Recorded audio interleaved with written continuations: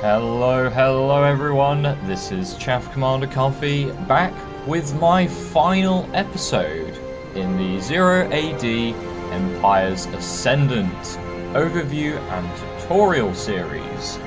So yes, the very last one, well, if you were to watch it chronologically, obviously you'll probably just watch the ones that you want to learn how to play.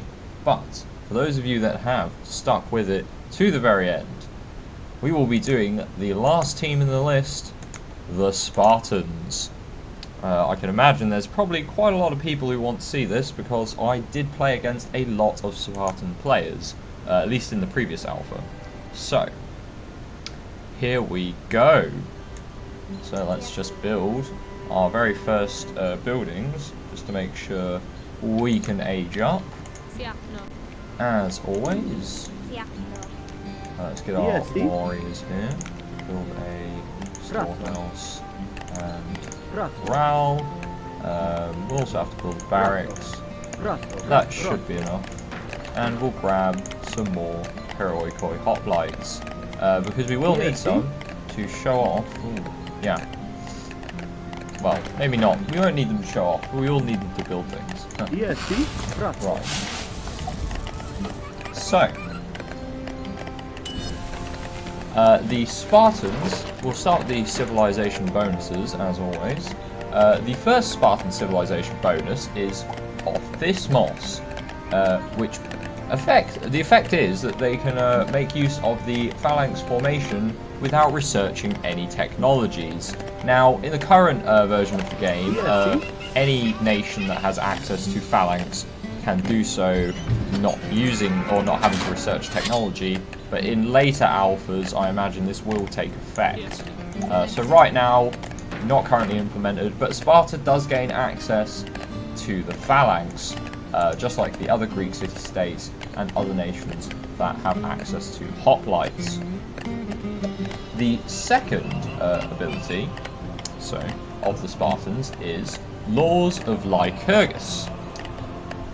During the city phase, which is the third phase, once you reach the third phase of the game, all of your citizen soldiers promote directly to elite rank after 1 kill.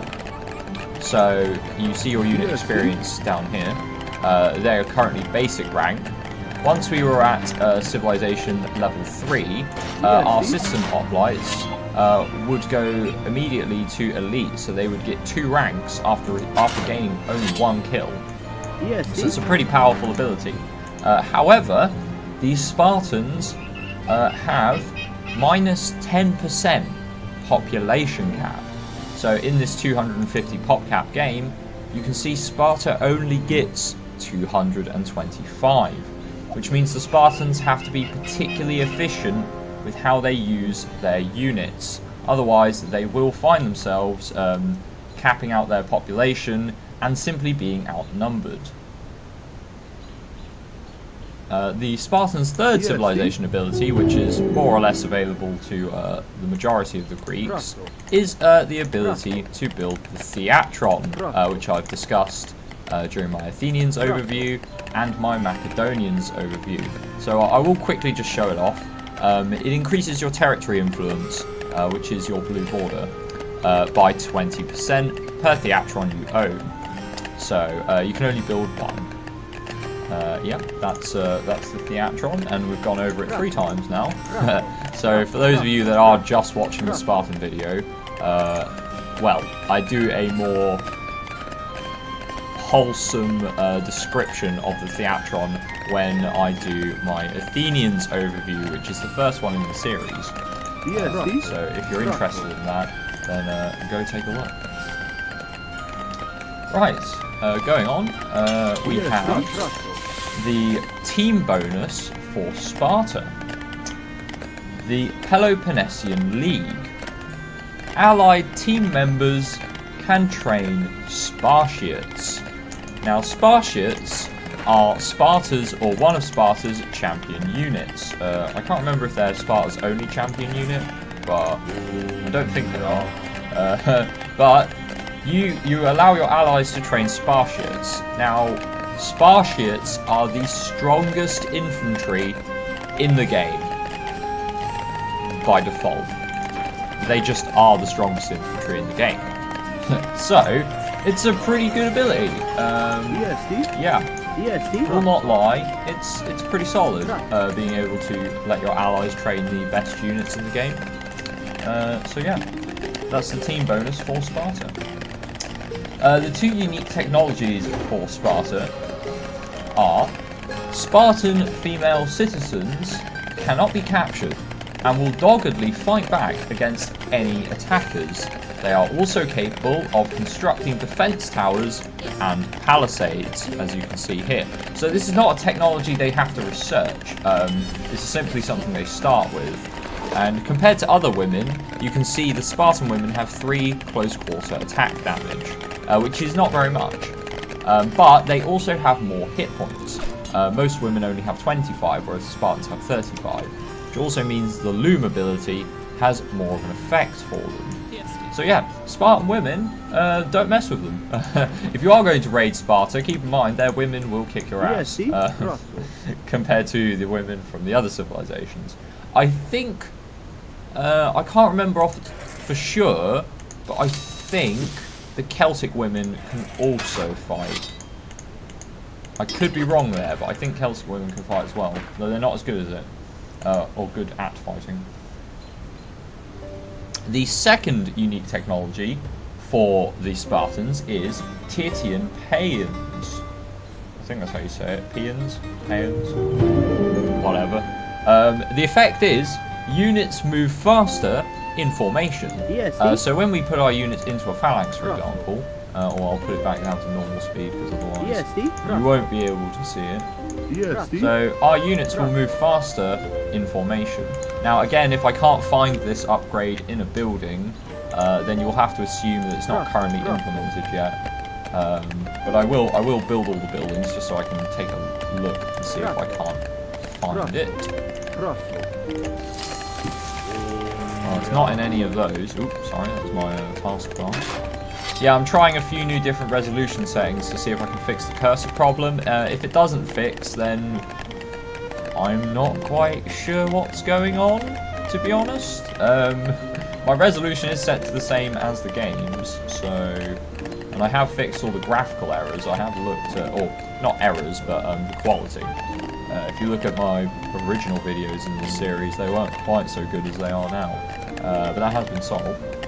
Anyway, not to dwell on that, but we have the final unique technology for the Spartans, which is the Agode. And its effect is you gain 25% health for all your spear-wielding infantry, but also 10% more training time. Now, this is kind of like the opposite of what the Persians get, which is reduced training time but reduced health. So Sparta doesn't mass its men very quickly, but they don't need to, because their men are very strong. Like, a lot of their units are a lot stronger than other nations have access to, especially when you consider upgrades like the Agode. Some of these Spartan heroes are particularly tough. Leonidas springs to mind. And yeah, so Sparta, although having the lower pop cap and potentially lower recruit time, their units will be incredibly tough, which is kind of what you expect.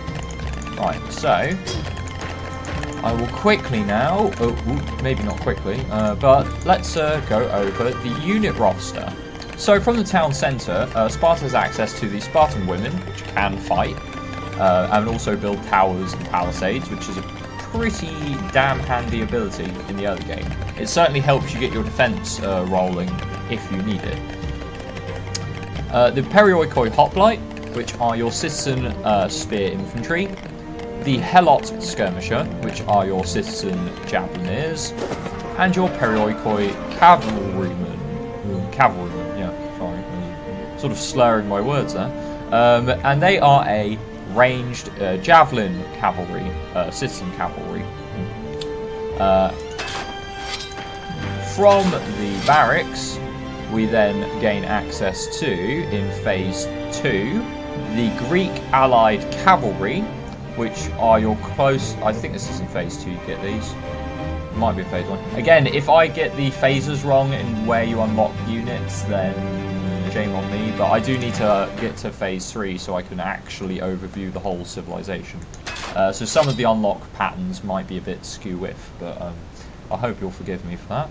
Anyway, I believe in phase 2, you will then unlock access to the Greek allied cavalry, which are citizen lancer cavalry, and the Skirmishes Commando. Now, I will train some Skirmishes Commando because they are a special unit for Sparta. These are citizen soldier swordsmen, but they're a little different to normal citizen soldiers, and you'll see why. And it's also why you see quite a lot of them when people play Sparta. So we will take a quick look at the Skirmishes Commando here. Now, the one thing you'll probably notice straight away is that they are elite rank. Straight off the bat, your Skirmishes Commandos are elite rank. Their attack damage, their capture rate, and their armor is a lot more similar to a citizen soldier still. But they do have quite a hefty number of hit points. So the Skirmishes are pretty good. However, I will point this out. If we look at a Periodical Hoplite, which is basic rank, you can see his gather rates there. He gathers food. He gathers 0.6 food a second with no upgrades, 0.8 wood, 0.5 stone, and 0.5 metal. The Skirmishes Commando has awful gathering rates. He has 0.1 food, 0.2 wood, 0.1 stone, and 0.1 metal. I see a lot of Spartan players making the mistake of training a lot of Skirmishes Commando because they are elite, and then using them as their bulk citizen soldier, which means their economy is awful. And they'll attack you with, they'll attack you with a large number of Skirmishes, don't get me wrong, and they will be quite scary because they are elite citizen soldiers, and they're not something you just ignore. But if they attack with, say, 60 to about 80 Skirmishes Commandos, you still have an economy that completely eclipses theirs, both in terms of mass, because the Spartans get less population cap, and also in stockpile and development, because you will have more technologies and more units, because you just get your resources faster if the Spartan player chooses to mass lots of Skirmishes. So I have seen a lot of Spartan players making that mistake, and I will call it a mistake because I don't think that's how you're supposed to use the Skirmishes. But I will go into that later on when we talk about the strategies surrounding Sparta. The Skirmishes are a useful unit. They are definitely a useful unit, but they do need to be used differently, as opposed to just spamming them, because they're not very good if you just spam them. I can tell you that right now. Right, moving on, we have the Royal Stoah. Now, we saw this in our Athenians overview. The Spartans do get a Royal Stoah, and they have 3 units that they can get from it. Here we have the Thracian Black Cloaks, as we already saw in the Athenians overview. The Heavy Skirmishers, again, we saw this in the Athenians overview. And then one new unit, which is the Armoured Swordsmen. These are mercenary champion swordsmen, and they are very expensive. As you can see, they cost 200 metal. I believe they'll be available in phase 3. These 2 particular champions, mercenaries here, will be available in phase 3, the Skirmisher and the Swordsman. But the Thracian Black Cloaks will be available from phase 2. Now, they're both swordsmen, the Thracian Black Cloak and the Armoured Swordsman. So what I will do is recruit one of each just to show you, because I believe the Armoured Swordsman does have higher stats to make up for the fact he's not recruitable until later on. Right, from our fortress, the Spartans get access to 2 different siege weapons, the Bolt Shooter and the Battering Ram, which, in my opinion, a lot of people say Sparta's quite weak on its siege weapons, but to be honest, Battering Ram is pretty much all you need, and the Bolt Shooter is quite a nice ranged weapon to have access to if you're going up against a team with particularly good archers, like the Malians or the Persians. And then we have our mess hall. Yeah, I was wrong. The Spartans do only gain access to 1 proper champion unit that isn't a mercenary. Yeah, so we'll go over that in just a second. I do want to take a quick look at the Thracian Black Cloak compared to the Armoured Swordsman. So the Thracian Black Cloak has a hack attack of 11 at a rate of 0.75 seconds, and an armour of 7 hack and 7 pierce. Compare this to the Armoured Swordsman, who has 9 hack damage at a rate of 0.75 seconds, so a bit slower on his attack rate. They have the same amount of HP, but he gains 2 extra points to his armour, so he gains 9 hack armour and 9 pierce armour. So, really, again, the Thracian Black Cloak fills kind of the same role that I discussed in my Athenians overview, whereas the Armoured Swordsman becomes a bit more viable later on in the game. But I will discuss them both, or at least the strategies surrounding Sparta, and where these guys fit in later on in the episode. So, let's take a look at our final building, the Military Mess Hall. This is effectively Sparta's version of the gymnasium that the Athenians gain access to, and this allows you to train both your heroes and your Spartiates, the Spartan Hoplite, the strongest unit in the game. So, we will train a Spartan Hoplite just to show them off, because if we don't, well, we're not doing Sparta any service, because otherwise they would be, without the Spartiates, there is no Sparta. That's pretty much how it goes. So, we'll get a Spartiate trained quickly, just to show you what their base stats look like. They're pretty base. So, 200 hit points, same as other champion spearmen. However, they have 6 hack attack and 5 pierce. I can't remember if that's exactly double. That's exactly double what the standard Perioikoi get. And they also have 8 hack armor and 8 pierce armor. So, what makes them the strongest hoplite unit in the game? Well, we have, for example, the Agoge. Now, the Agoge is only available to Sparta, and this will mean that your Spartiate hoplites have 250 hit points, as opposed to the lower amount of 200. So it does make them incredibly tankier. 50 hit points does make a huge difference when you consider damage values and damage reduction.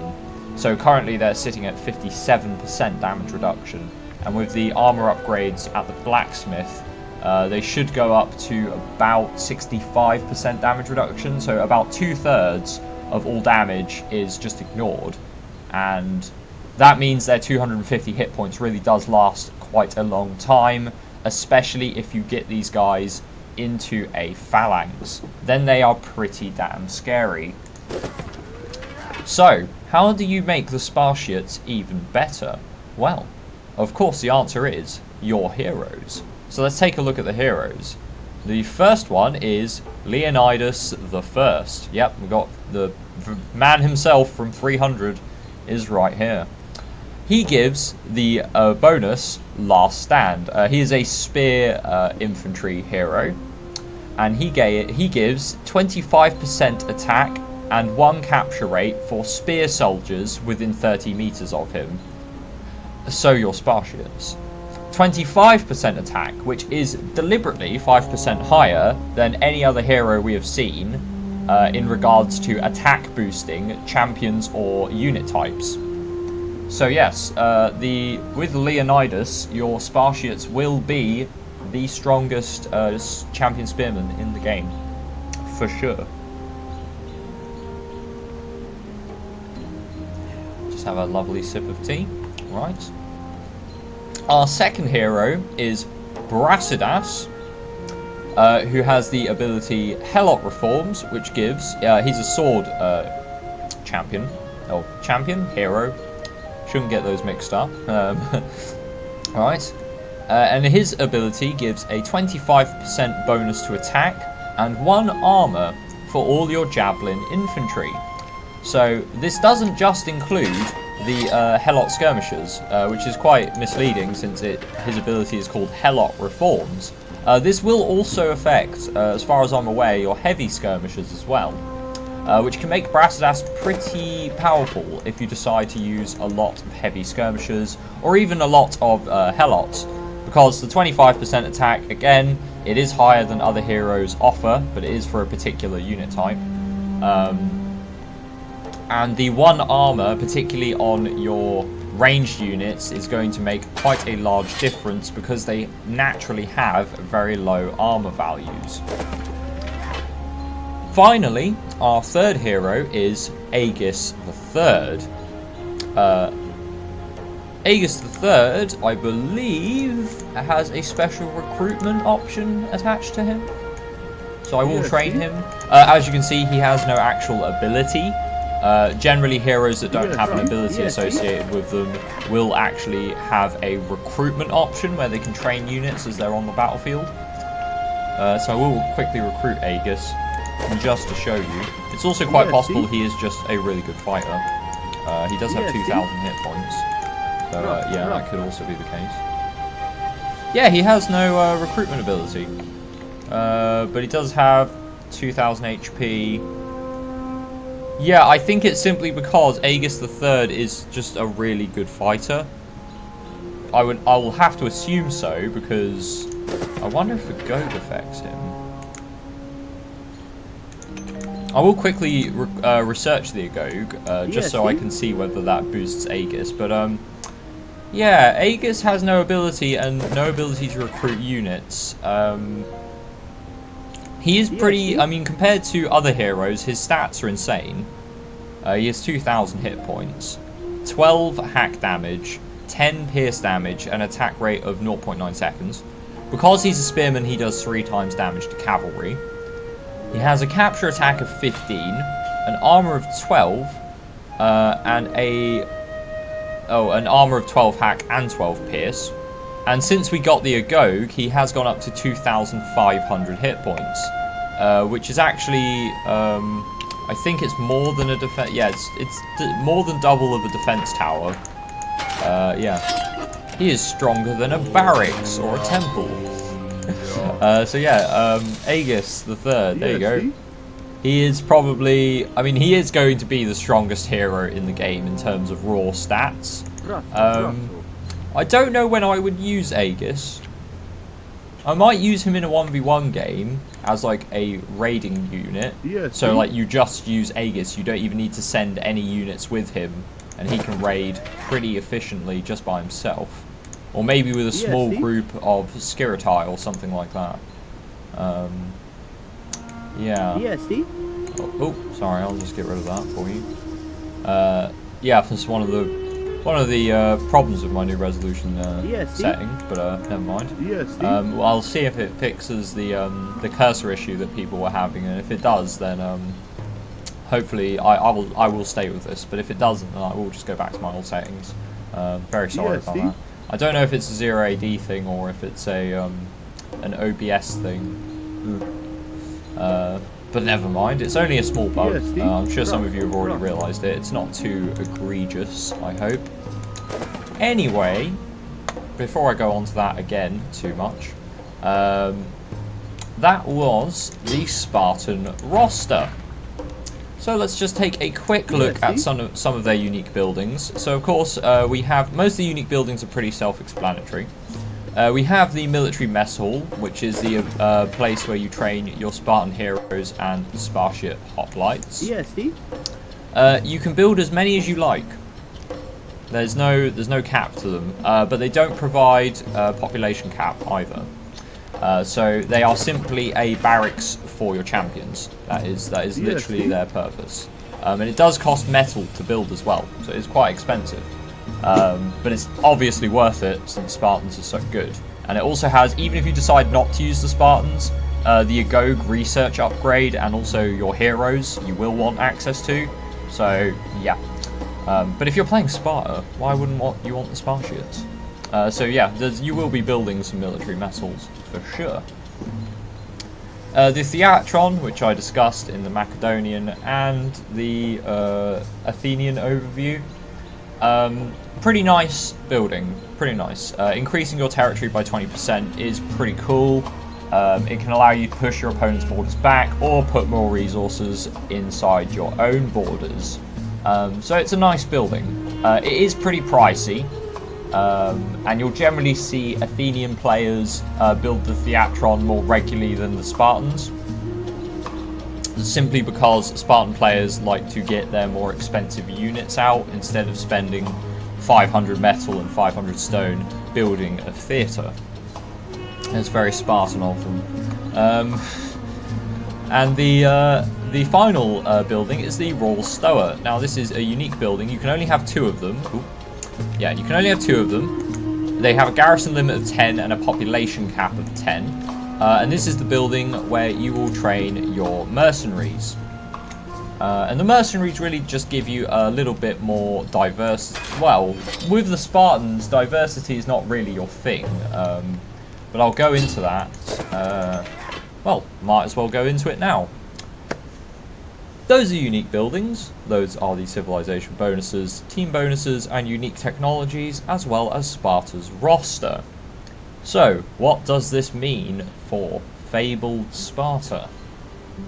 Well, Sparta is actually quite good at doing a variety of different strategies, but there is one place where they lack quite heavily, and that is unit diversity. The Spartans have one of the crappiest unit diversities in the game, particularly in 2 places. Ranged units, where they are literally stuck with javeliniers. They get no slingers and no archers. You have no long-ranged range weapons, which hurts. You're in the same position as Rome. Your only saving grace in that respect is that, unlike Rome, you actually have a lot better infantry.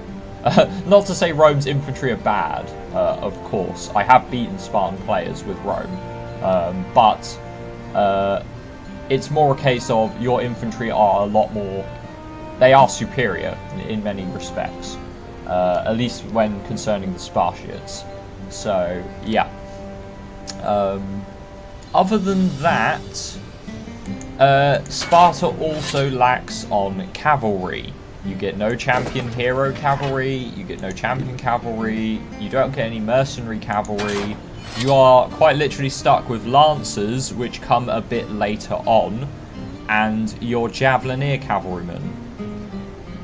So Sparta lacks on ranged units, Sparta lacks on cavalry, and they don't have the best roster of siege weapons either. You have no real ranged building destroying siege weapons. And battering rams can't naturally defend themselves, but Sparta can sort of get around that because battering rams have a garrison limit of 10. As you can, well, I can't build one. Let me just buy some wood. Should say no. No, it doesn't say no. Well, you can garrison 10 men in a battering ram, and then you could garrison like 10 Spartiates, and then jump the Spartiates out when the ram gets attacked and just kill everyone around it. You can do that. So whilst the Spartans don't have access to many siege weapons, they can generally deal with the ones that they have. But some players will be annoyed by the lack of ranged siege weapons. So Sparta doesn't do range combat very well at all. What Sparta does do well is they win melees. Yeah, Sparta will win every single melee it decides it wants to fight in. And it will do this with any one of its heroes. Aegus III will just kill all of your men on his own. Brasidas will make all of the javelineers deal a hell of a lot more damage, and javelineers will generally be targeting melee units because their range is very low. So you'll find often if Sparta does go for Brasidas, they will have a lot of the heavy skirmishers or the helot skirmishers backing up their Spartiates. And they will actually be doing the majority of the damage. Not the Spartiates, the helots will actually do the most damage if you have Brasidas. But the most popular hero you'll see is Leonidas, unsurprisingly, since he actually makes your Spartiates even stronger. But one of the little known things, or at least not a little known because it should be obvious, but one of the things you don't see Spartan players do very often is using a lot of Perioikoi Hoplites. Now, as I said, a lot of Spartan players do like to use the Skirmishes commandos quite extensively. And I feel this is a big mistake and really means that Sparta doesn't perform as well as it could do. You should actually be training the Perioikoi Hoplites. Not only do these guys work for you at a lot faster rates, once you hit phase 3, they only need to kill 1 unit to hit elite rank, and then they're effectively as good as the Skirmishes, just they will have more of an emphasis on fighting cavalry, which in phase 3 are probably going to be a lot more common. So, and Leonidas will make the Perioikoi Hoplites, or Hoplite, a lot better as well. It is for all spear-armed infantry, as you can see, all spear soldiers. I don't know if that counts as the Greek allied cavalry. It might do. I'm not going to test it out, because I think it is just for the infantry, but it may also affect the Greek allied cavalry. So there you are. You know what? I am going to test it out because I don't see why not. There's no harm done by just recruiting Leonidas. And whilst they're recruiting, I can go over some of the other strategies with Sparta. So yes, we've discussed some of the places Sparta lacks in, but they really do excel in melee combat. So what does this mean when you play Sparta? Well, Sparta does have a rush strategy, but it's not as obvious as the rush strategies for other nations. Generally, when Sparta decides to rush you, what they will do is they will start mining metal quite early on. And then, from, say, 2 of their barracks, they will queue up. I'll have to get some more food to show this off. From, say, 2 of their barracks, they will queue up 10 Skirmishes commandos. So it takes about 1 minute and 30 seconds to train those Skirmishes commandos. Pretty much, if they time it correctly, they can get those 20 Skirmishes commando out, or they can pop. If you were to train, say you built 4 barracks and you were to train 5 Skirmishes from each barracks, it still takes a minute. But say a minute after hitting phase 2, Sparta can pop about 20 Skirmishes commando and send them towards your base, and they are actually pretty fast. These guys are not that slow for infantrymen. They're pretty speedy. They also have a higher capture rate and higher stats than standard citizen soldiers, simply because of their elite rank. Now, because the Skirmishes do have slower gathering rates, I highly recommend, if you are going to train Skirmishes, you train them sparingly. You either train them as a defense force if you're being raided, well, not if you're being raided, but if your opponent actually goes for the kill with a large army, you may need to train Skirmishes to give you some more melee firepower if you don't yet have access to Spartiates. But generally speaking, I would use the Skirmishes primarily and solely for raiding. Because they're so weak at actually gathering resources, I would genuinely just use the Skirmishes for attacking my opponent's base. Like, the second I pop a group of Skirmishes, I would just send them straight at my opponent's base and just start raiding their economy. Because I honestly believe that is the best way to use the Skirmishes. So that is primarily how you will see Sparta rush people, is with Skirmishes. A lot of people, as I said, do like to build up large numbers of Skirmishes and then attack you with them, because for some reason they're under the impression that the Skirmishes are as strong as champions, but I can tell you right now they're not even close. They're pretty good. Like, they're not bad units by any stretch. They're much better than any other citizen soldier in the game, but they're not even close to champion units level of power. So I would not rely on them I just wouldn't in terms of a large force. If you find yourself being raided by large numbers of Skirmishes and you find you can't beat them off, you do need to just go for champions a bit sooner. That's really the mistake I see a lot of people making against a Sparta player, is thinking that they can beat them with masses of citizen soldiers. It's generally not the case. What you really need to do is either get plenty of defense towers up, a fortress even, or just get champions. Champions will have absolutely no issues dealing with Skiritai. Now, large numbers of Skiritai you may still struggle with. And if you think your opponent is going to mass attack you with Skiritai, use Cavalry. Skiritai do not beat Cavalry, they're not spearmen. Literally any cavalry unit. Javelin Cavalry will laugh at Skiritai, and most nations have access to Javelin Cavalry. Because as the Skiritai are running at them, the Javelineer can just throw javelins at them, and then ride off, and then throw some more javelins. And they have pretty high damage values. So, yeah. Javelin Cavalry will work absolutely fine against Skiritai. Lancer Cavalry, you can sort of hit, you can charge the Skiritai, get some good damage in, and then run back out, and they can't chase you. They're quick for citizen soldiers, but they're not that quick. They're not naked fanatics. And then Sword Cavalry, you'll find Sword Cavalry perform the worst against Skiritai, simply because they have to stay engaged in melee with them, which is generally not a good idea because the Skiritai are still pretty tough. And I don't think standard Sword Cavalry actually beat Skiritai 1v1.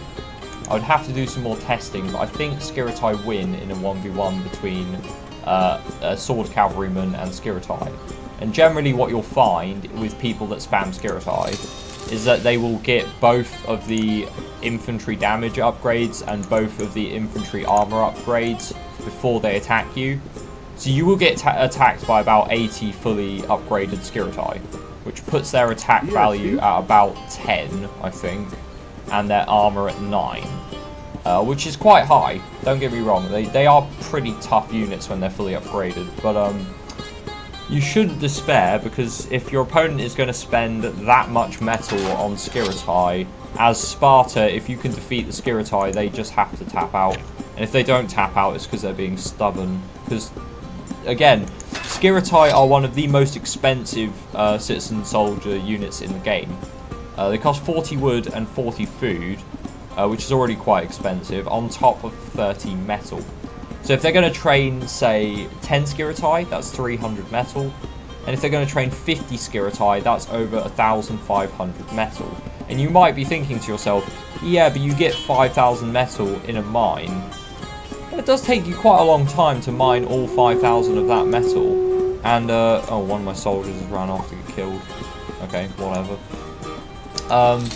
Anyway, so yeah, it does take you quite a long time to mine all 5,000 of that metal, and if they're getting both levels of upgrades, that will cost them about another 1,000 metal or so. So they will have to use about half of their metal in this mine to get 50 fully upgraded Skiritai.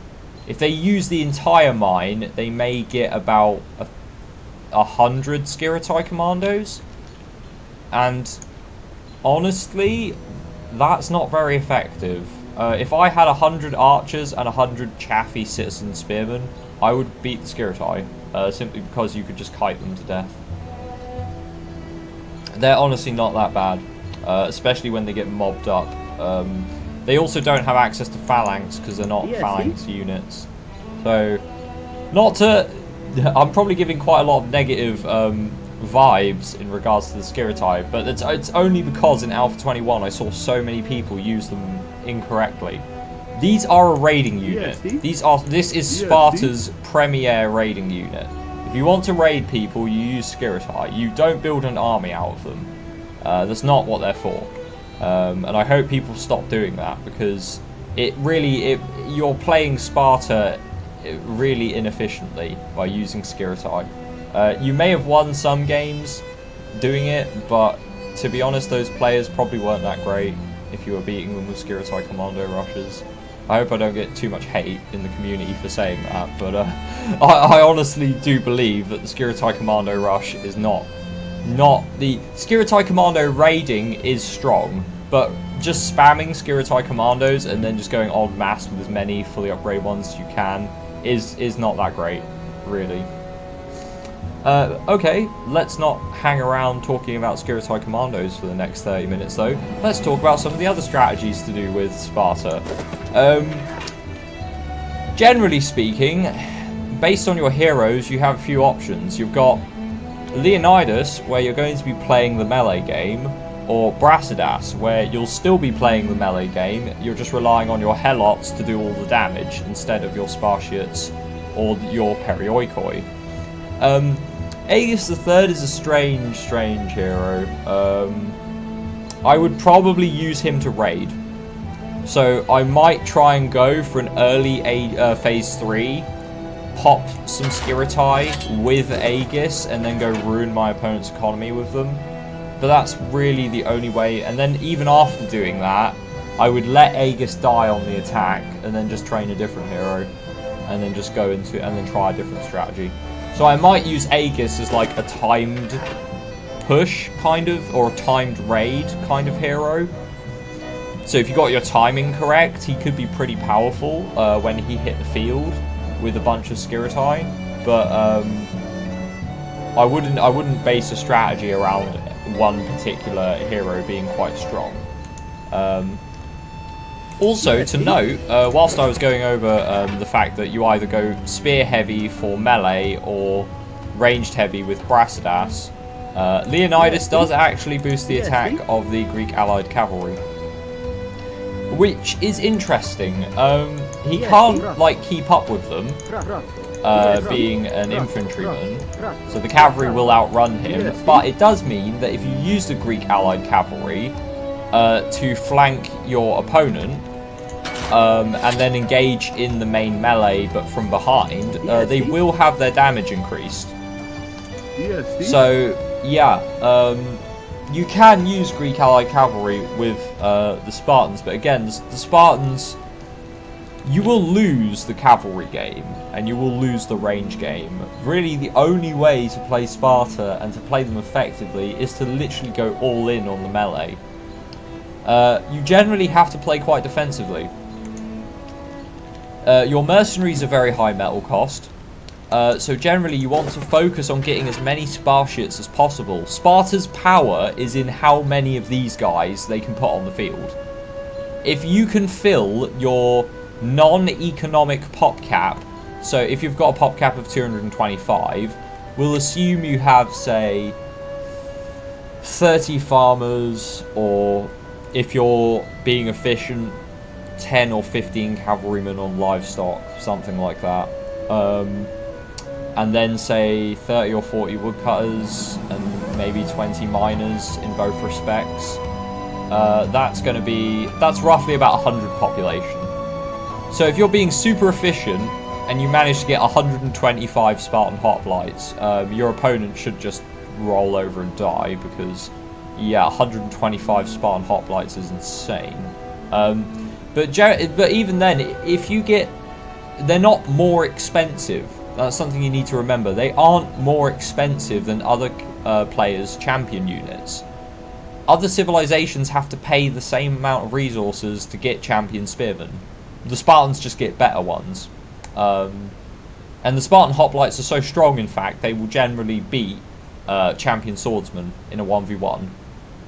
So honestly, especially if they have Leonidas with them, then it's just hands down they will win. So honestly, Sparta's strength is in how many of these guys you can get. The more Spartan Hoplites you can get, the better you are doing as Sparta. Your wall is your men. That's another reason the Spartans can't build city walls. That's something I probably should have pointed out. Sparta can build palisades, but they can't build city walls. So yeah, your wall is your Spartan Hoplites. The more Spartan Hoplites you have, the better you are doing. I would honestly suggest the best strategy for Sparta, and the best sort of players to actually try Sparta out, would be players who are very concerned with efficiency. You have lower pop caps, so you need to be very efficient how you use it, especially against certain matchups. Like, if you're playing against the Malians or the Persians that get 10% more people, there is a 20% variance in the amount of units that you have against them. So in a 250 pop cap game, your opponent is going to have 50 more men than you. That's a lot. That is a huge number if those units are champions. So you have to play very efficiently with Sparta. So if you're a player that kind of likes to maximize the efficiency of their trades and engagements, and also maximize the efficiency of your economy, I highly recommend trying out Sparta, because Sparta is all about playing efficiently. But you get rewarded if you can do that, because your units are incredibly powerful. So yeah, and it's not like they're more expensive. That's something I think a lot of players forget. Champion units, they are expensive, don't get me wrong. I mean, the difference between a 50 wood, 50 food Perioikoi Hoplite and the 125 food, 100 wood, 75 metal Spartan Hoplite, it's pretty drastic. These guys cost more than twice as much in just food and wood alone, and then they have the metal cost tagged onto them as well. But they are well worth the cost, trust me. Spartan Hoplites, they really are worth the cost. So, a few little tips of playing Sparta. Your battering rams, pretty much your only siege weapon for knocking buildings down. Garrison a bunch of Spartians inside them. That way you can really surprise your opponent. If you find that you're a bit low on Spartan Hoplites to be able to garrison them in your rams, Skirmishes commandos will do as well. If you pull Skirmishes commandos back from raiding because you don't want them to die, then use them as your ram bodyguards when you start utilizing rams to try and destroy your opponent's base. Generally speaking, because Sparta only has access to citizen cavalry, you will use them pretty much primarily for just keeping your flanks secure. You won't do much raiding with your cavalry, simply because you can do, don't get me wrong, you can do raiding with your cavalry, but it's simply because you're much more likely to get raided. Especially by nations that have higher range. So if they have horse archers like the Ptolemies just have a field day with the Spartans. They really do, because you have no option to try to range them or outrange them. You just can't do it. There are a couple other teams that really struggle with like the Ptolemies and their camel archers, but even teams like the Seleucids with Dahe horse archers, that can be a real problem as well. Yeah. As far as your strategy goes in terms of using mercenaries, other than the heavy skirmishers, I would generally ignore the mercenaries. I know that sounds a bit strange, but Thracian Black Cloaks, right, I'll just grab one of these guys. Thracian Black Cloak, 200 hit points, 11 hack damage at a rate of 0.75 seconds, a capture attack of 5, 7 hack armor and 7 pierce armor. We compare that to the Skirmishes Commando, who has 7.9 hack damage, so he does have lower hack damage, a rate of 0.75 seconds, same attack rate, 191 hit points, which is only 9 hit points less than the Thracian Black Cloak, 7 hack armor, 7 pierce armor, so they have the same armor values, and a capture attack of 2.8. You can get 5 Skirmishes for the price of 1 Thracian Black Cloak, at least in terms of metal, which is really what you want to think about. You can get 5 Skirmishes for the price of 1 Thracian Black Cloak. And I think you can guess who would win in a fight. 5 Skirmishes. So, if you are going to rush your opponent, you generally won't use Thracian Black Cloaks. In fact, if I had to say, I'm not even sure why Thracian Black Cloaks are in the Spartan Royal Stoah. I mean, they serve no purpose given that you have Skirmishes. I mean, they just don't. They don't. Which is a bit of a bummer, given that one of your units is effectively nullified, but you do have a unique unit to make up for it. So I mean, there you go. You get a bit of uniqueness with the Spartans. Personally, if you are going to use the mercenaries, the heavy skirmishers. If you use Brasidas, then heavy skirmishers are your alternative Spartan Hoplites. because these guys do a heck of a lot of damage. And with Brassidas's bonus for 25% attack and 1 armor for all your javelin infantry, he really does tip these guys over the edge. They become really, really, really dangerous. They can kill champions in record time. They really can. The Armored Swordsmen, if you find you need champion swordsmen, you should just be training Spartan Hoplites instead. I'm not joking. You can get almost 3 Spartan Hoplites for the price of one of these guys. Like, I really don't know why, other than the heavy skirmishers. I think Sparta needs to have a little bit of a rework, to be honest. It'd be nice if Sparta had some mercenary cavalry here. For example, cavalry from the Boeotian League. That would be pretty cool. Like some Boeotian lancers. Or even champion javelin cavalry or something like that. That would be pretty cool. As far as mercenaries go. But the sword mercenaries they have are either...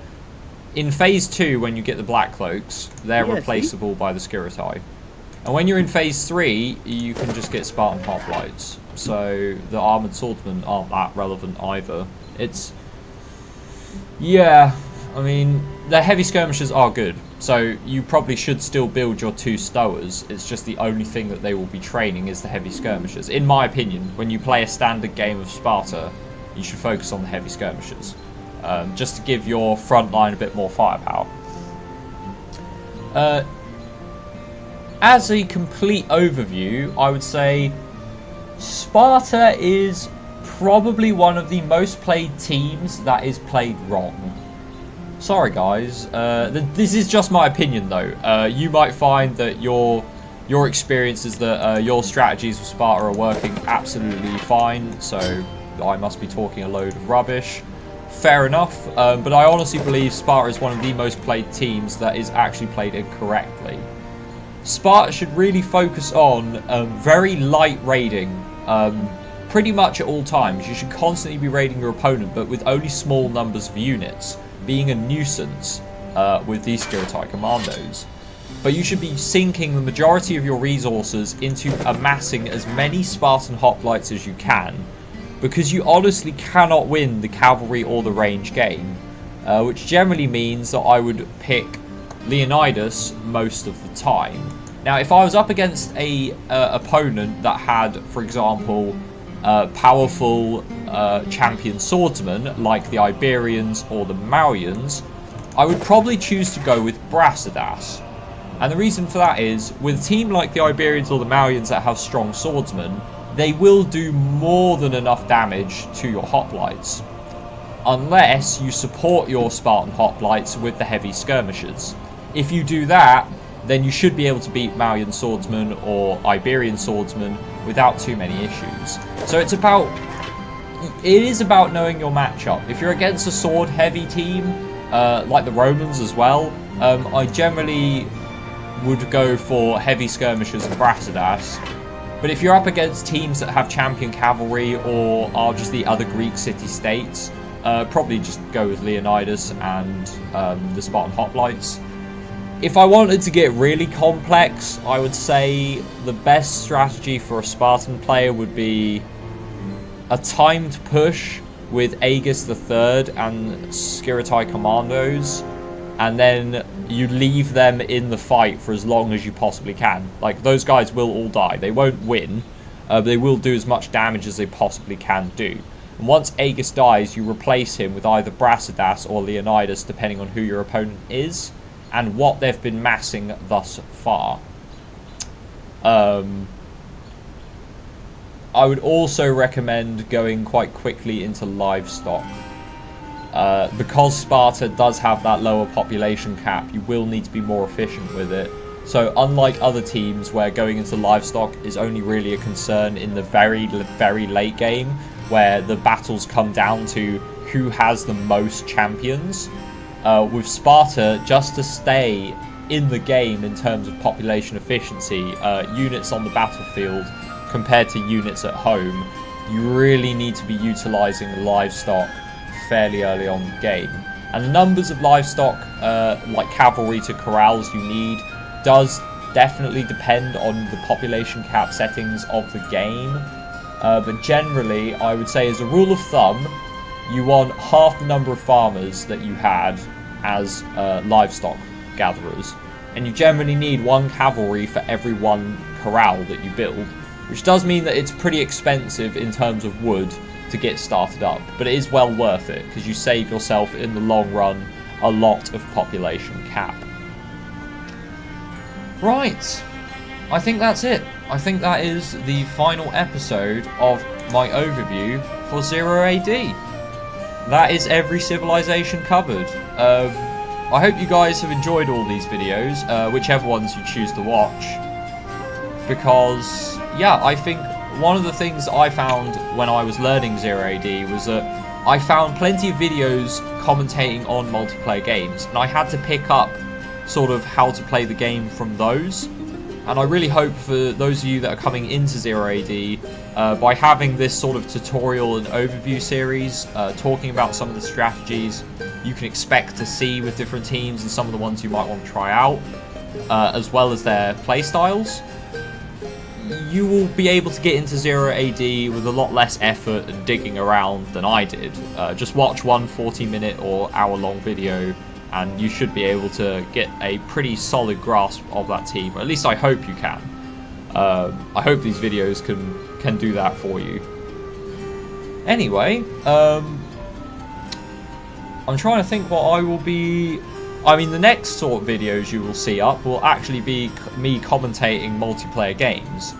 And what I will be doing is posting on the 0 AD forums quite regularly in regards to when I am streaming. So if you're interested in seeing some games live, go check out 0 AD forums. I will probably from time to time comment on my... or actually talk about it on my videos about when I'm going to stream. Not that that's relevant if you're watching this 2 years in the future. But regardless, I will do that. I think for those of you that view this video, I will be streaming tonight. I should be. I'm not sure for how long, but I will be streaming tonight. Probably tomorrow as well. So, with that said, that's the end of the video. That's the end of the series. It's been me, Chaff Commander Coffee. Thanks for watching, and I will see you next time. Probably in my first multiplayer commentary video. Goodbye.